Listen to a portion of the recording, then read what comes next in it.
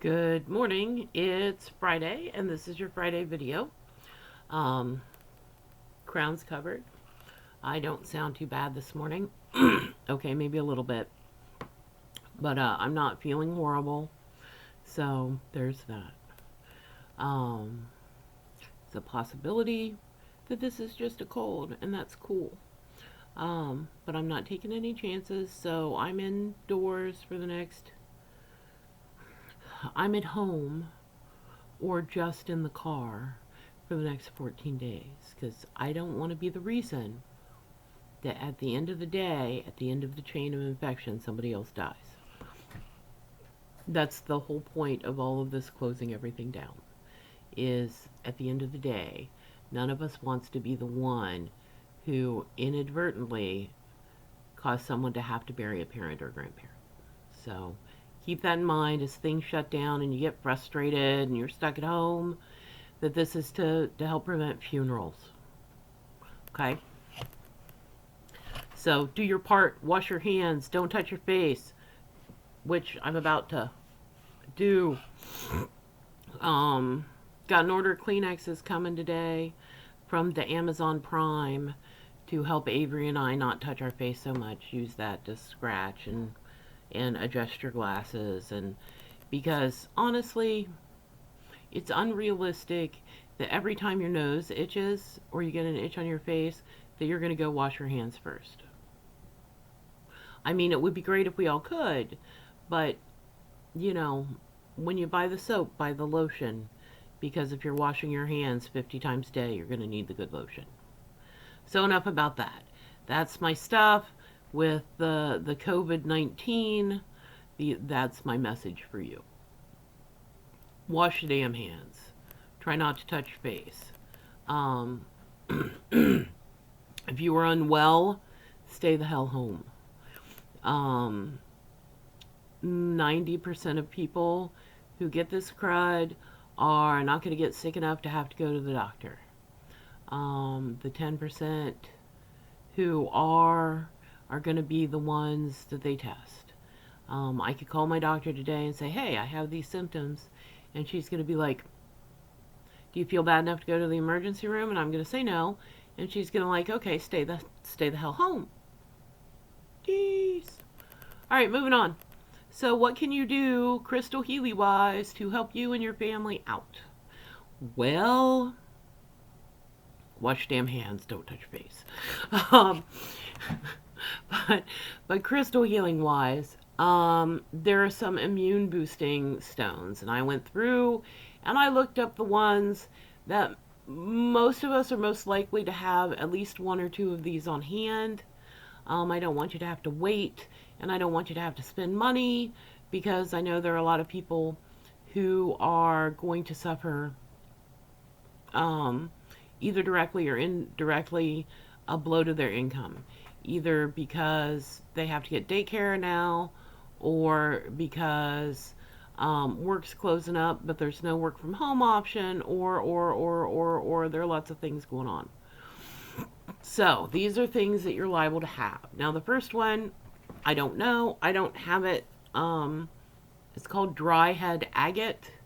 If anyone has a piece and you would like to take a picture and post it in the group, please feel free, because I have no idea.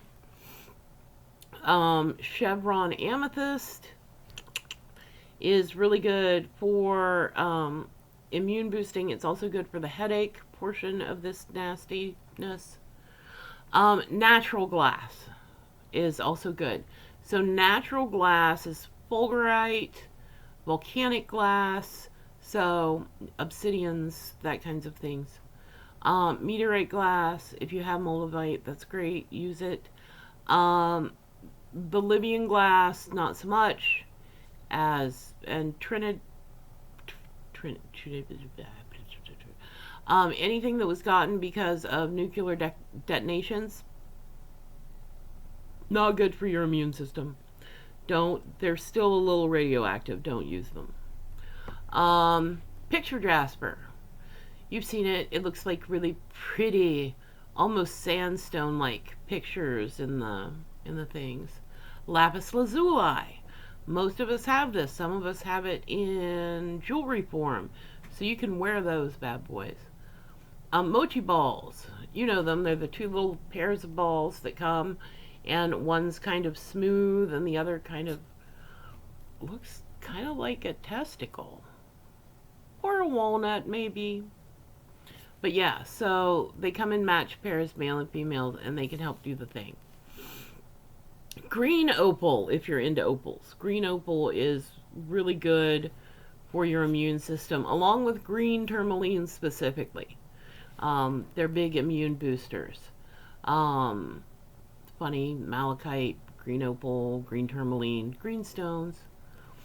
And of course, quartz. Any quartz you can program to help boost your immune system. And I'm going to say, this sounds crazy, but I did it last night. If you have a nice size point, like a nice size point, or like spade or plate sort of thing of quartz, it's a really good conductor. So if you find yourself with a fever, slap that bad boy on your forehead, slap that bad boy on your chest, and it will pull that heat right out. The actual heat. Now, your core fever is still going to be there, but it's going to give you some relief on your skin so that you don't feel so hot. I did it last night, and it really helped me fall asleep. So, those are your immune boosters. Pull your cards. Do white light stuffs when you can. Breathe in the golden refreshing healing light. Breathe out the icky gray and black sickness stuffs. You know the drill. You know the things that you can do energetically and magically, and now you've got a list of stones that you can work with specifically to boost your immune system, so you're less likely to get this, or if you do get it, that you will be able to fight it better. Cough in your elbow. So yeah, these are your tools. Feel free to use them. I've expanded the crystal healing well for the time being to cover everyone living in your household. So before it was whoever's name was on the account and any minor children. Every day, all the time, we're on it. Now it's also spouses and anyone who happens to be living in your household at the time, including pets, because we don't know. It's a novel virus. We don't know how easy it will jump. So that's happening. If you have people who don't live in your household, sorry, like I said about the washing of the hands and the weird touching of the face thing. If you have people who become ill with this who are not in your immediate household, go ahead and PM me. The sooner we can stop these things, the better it's going to be. The point is to slow this down so that it's not everything all at once. It will be less dire if we can slow it down and control the number of people who have to be hospitalized so that we don't run out of beds, so that our medical people aren't overwhelmed and exhausted, and then they get sick, and then there's nobody to treat everybody else. So yes, we're hoping at the end of all of this, everybody's like, oh, wow, that was not as bad as I thought it was going to be. That's the point of all of that.